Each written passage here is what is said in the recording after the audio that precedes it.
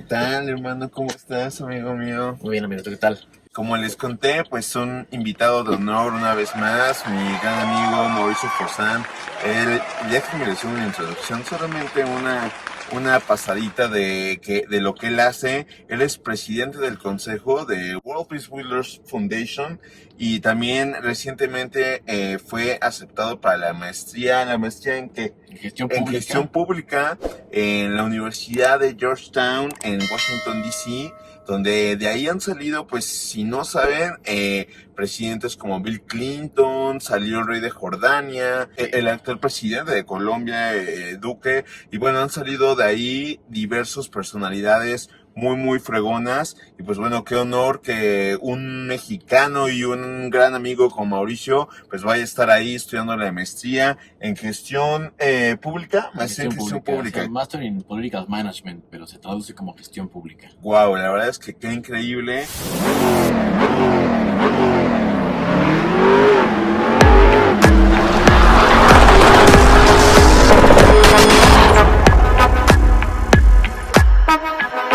El día de hoy queremos hablar sobre un tema muy interesante. Yo sé que te va a gustar mucho a ti que estás viendo este video, que es ¿por qué México no es potencia? ¿Tú por qué piensas? ¿O tú qué dices? ¿Por qué México no es potencia aún?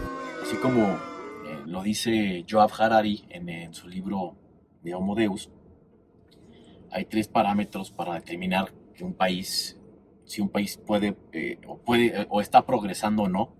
Y uno de ellos es la salud, otro es la seguridad y otro el tema económico. Entonces, si lo extrapolamos a México, en materia de salud, como tú sabes, ahora hay un desabasto tremendo de medicinas por un mal empleo de las políticas gubernamentales, por malas decisiones, y en general es insuficiente y de mala calidad el servicio de salud en México. Es una realidad. Lo que estamos enfrentando, cada vez escuchamos más que pues, mujeres mueren en los mismos hospitales porque no las atienden a tiempo, a pesar de que están embarazadas, ¿no? Solo por ponerte un ejemplo. Entonces, ese es el primer punto, ¿no? El sistema de salud. El segundo, el tema del empleo, la situación económica. Pues actualmente vivimos no solo una crisis, sino yo creo que es la peor crisis en toda la historia de México. Y ahora tenemos un crecimiento en números rojos a -8, una proyección al próximo año, y eso es gravísimo, porque también esto genera un efecto dominó negativo que repercute directamente en los bolsillos de los mexicanos.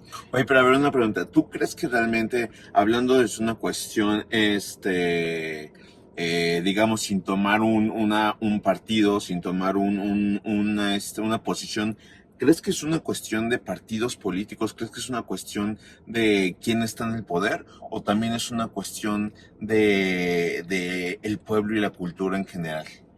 Porque, por ejemplo, fíjate, Es yo, un arma de doble filo. yo estaba leyendo a Charles de Gaulle, que fue presidente de Francia, ¿no?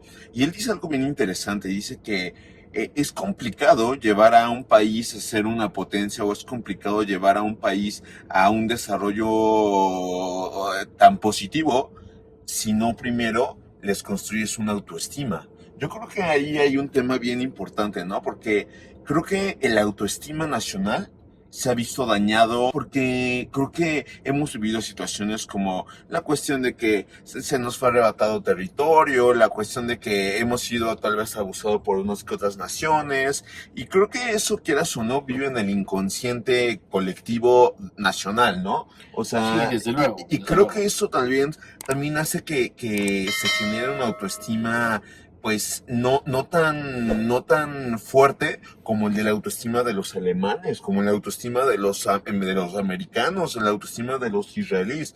Que yo, por ejemplo, que he tenido la oportunidad de vivir en esos países, me doy cuenta que la gente tiene una autoestima poderoso, ¿sabes? O sea, la gente se cree que es poderosa y la gente se cree que puede construir y hacer cosas impresionantes. Aquí siento que todavía como que nos falta un poco eso. Y hay algo muy importante que abarcar en ese tema, ¿no? Por ejemplo, tú dices, hay materia que no se puede legislar, porque lo que es el factor humano, ¿no? Tú puedes darle las mejores reformas fiscales, las mejores reformas económicas a un país y a sus ciudadanos, pero si el ciudadano no se siente empoderado y no se siente poderoso, no va a hacer nada con esas reformas. ¿Sabes? Yo creo que también hay un factor humano que muchas veces no se toca y que creo que tiene mucho que ver con el que un país sea potencia o no.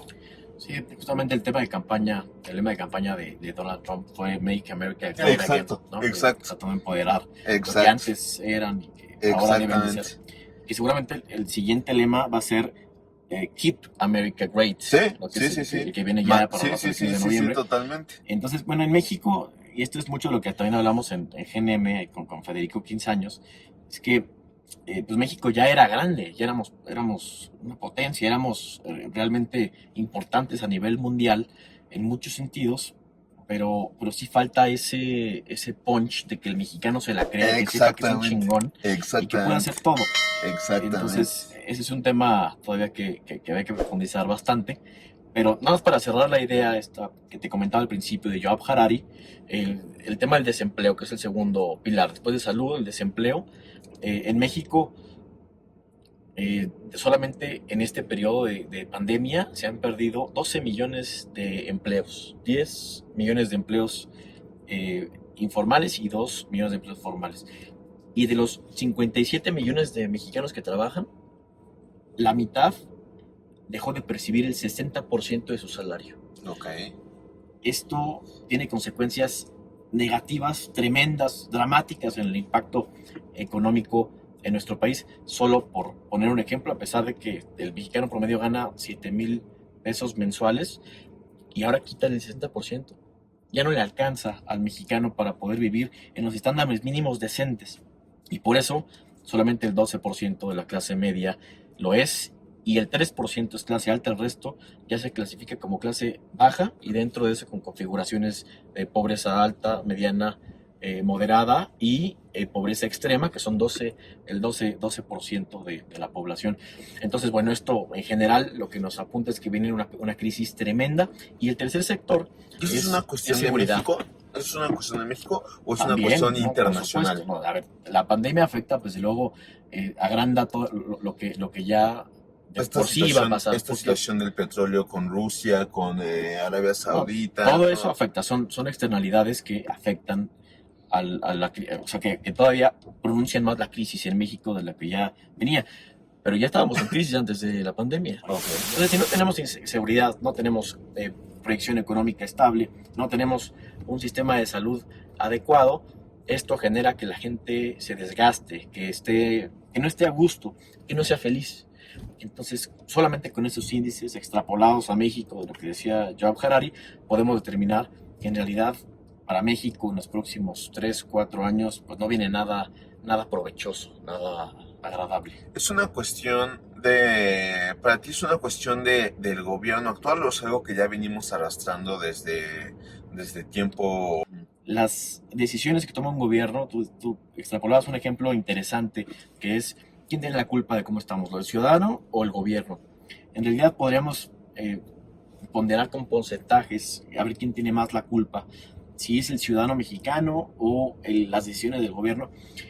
Siempre va a tener un peso más significativo el gobierno, porque ellos son los que recaudan impuestos, ellos son los que se encargan de desarrollar políticas públicas que van a impactar directamente en todos los sectores de la sociedad. Entonces, el gobierno siempre va a tener un mayor porcentaje de culpa O sí, responsabilidad, ¿no? exactamente. Porque creo que sí, bueno, a mí en lo personal creo que sí me hace una diferencia el hablar de culpas, como que cuando buscas a un culpable es como, ¿quién tendrá la culpa? ¿No? Entonces todo el mundo quiere aventarse la bola, ¿no? Todo el mundo es como, no, la ciudadanía no es el gobierno y el gobierno también dice, no, pues es la ciudadanía. Creo que tenemos que empezar a cambiar palabras, a mí en lo personal, creo que el hablar de responsabilidad te hace sentir como un peso mucho más fuerte, ¿no? Es como, ok, yo soy responsable de mi parte de hacer gobierno como gobierno, pero también el ciudadano es responsable de su ciudadanía y de mejorarse él a cada momento para poder ser un mejor ciudadano, ¿no? A mí me ha tocado ver en lo personal, la verdad, en mi propia experiencia, pues también he visto ciudadanos muy nefastos, ¿sabes? O sea, Sí, hay de sí he visto todo. ciudadanos que por ejemplo, el otro día me tocó en Morelos, ¿no? En el centro de Morelos, un señor que se había estacionado en doble fila y cuando llegó el oficial muy decente, el oficial muy decente llegó y le dijo a la esposa, le dijo, oye, ¿puedes mover por favor tu vehículo? No puedes estar estacionado aquí. La señora empezó a echarle bronca, no sé cómo, ¿y usted qué? Póngase a hacer su trabajo, no sé qué, no se esté fijando en lo que yo hago, pónganse a agarrar delincuentes, ¿no? Y dije, pues al final el oficial era un oficial de tránsito, estaba haciendo su trabajo y creo que fue muy decente al decirle, oye, mueve por favor tu vehículo, ni siquiera llegó a infraccionarlo inmediatamente, que pudo haberlo hecho, ¿sabes? Llegó a pedirle que por favor moviera su vehículo y creo que también esa parte de ser ciudadano es importante porque muchas veces lo que hacemos es lavarnos las manos y decir, "No, pues el gobierno está mal, pues vamos a hacer lo que nosotros queramos también, ¿no? Entonces creo que es como esa parte de sí, te voy a exigir a ti gobierno que hagas tu rol, que cumples con tu parte, pero también yo como ciudadano creo que tengo que trabajar todos los días en mis valores, en mi persona, en mi profesionalismo, para poder hacer una mejor nación, porque creo que la nación la hacemos todos, no solamente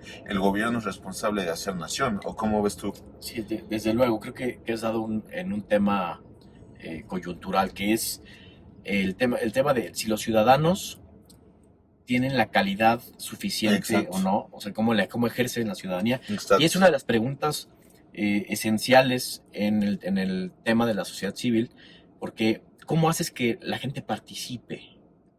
Y en México la gente no participa. Y yo creo que existe una tremenda justificación, que no es la apatía, sino que en realidad el mexicano no participa porque tiene un trabajo que lo absorbe 10 o 12 horas al día, que tiene turnos dobles diarios que atender, que llega a la casa y tiene que atender una familia y tiene una serie de responsabilidades tremendas que no le permiten ocuparse en participar en la sociedad. Imagínate ahora con lo que te comentaba de un sueldo del 60% menos ujú. a la mitad de la población que está trabajando. ¿Cómo te va a importar participar en asociaciones civiles o participar en foros o en Si no campañas o en puedes ni creación de políticas mantenerte. si no tienes dinero para comer? Sí, sí, sí, sí, sí, Si no tienes ni siquiera para llevarlo a tu familia. Entonces, también se desprende de eso. En países más totalmente. avanzados como, por ejemplo, en Europa, en Francia, en Italia, en Alemania, existen entre 300 y 800 mil organizaciones de la sociedad civil. En Estados Unidos son alrededor de 2.600.000 organizaciones. Órale. Y en México, entre 25.000 y 30.000 organizaciones de la sociedad civil. Para que hagas la comparación. Pues en realidad, en México no se participa comparado con estos países que ya están desarrollados, no que están en vías de desarrollo como nosotros. Entonces, existe una correlación entre países en progreso, países ya avanzados, hay países en vías de desarrollo y el nivel de participación de sus ciudadanos. Y esto lo que te quiere decir es que el gobierno no está permitiéndole las herramientas, no está ofreciéndole las herramientas adecuadas a los ciudadanos para que puedan siquiera pensar en participar en beneficio de su sociedad. ¿Me explico? Es un tema muy interesante. Fíjate, hablemos en tema de educación, por ejemplo, tuve la oportunidad de estar viviendo un tiempo en Israel y a mí la verdad algo que noté mucho y me sorprendió demasiado es, a ver, por ejemplo, mucha gente dice, es que en México la educación es terrible y bueno, yo estoy de acuerdo totalmente con eso, ¿no? Creo que nuestro sistema educativo está totalmente es un sistema prusiano dedicado hecho por la era industrial para generar obreros, ¿no? Para generar trabajadores. Es un Desde sistema secundaria, con la totalmente, sí, totalmente. O sea, chicharra sonando. entonces, creo que sí, tiene un factor ahí pero creo que, a ver, y yo quiero hacerte una pregunta de lo que tú crees, por ejemplo. ¿Crees la educación de cada quien, depende del gobierno o depende de cada uno de nosotros. O sea, porque creo que la escuela te da herramientas básicas, pero realmente, o sea, el error yo creo que está en pensar que el tener la educación básica, tener la educación que te da la escuela, no te va a dar el éxito que uno muchas veces piensa, ¿no? O sea, creo que desde chiquito te venden un paquete, te dicen, haz tu secundaria, haz tu primaria, haz tu secundaria, haz tu prepa, haz tu universidad, si puedes una maestría, un doctorado, y vas a ser exitoso. Sin embargo, yo conozco mucha gente que tiene maestría, doctorado y bla, y no es exitosa, ¿sabes? Entonces, creo que hay que como que hablar un poco sobre ese tema, ¿no? Realmente el sistema educativo que hoy tenemos en México está asegurándonos una calidad de vida y deja tú una calidad de vida también, está asegurándonos que vamos a ser exitosos o que nos va a ir bien en la vida.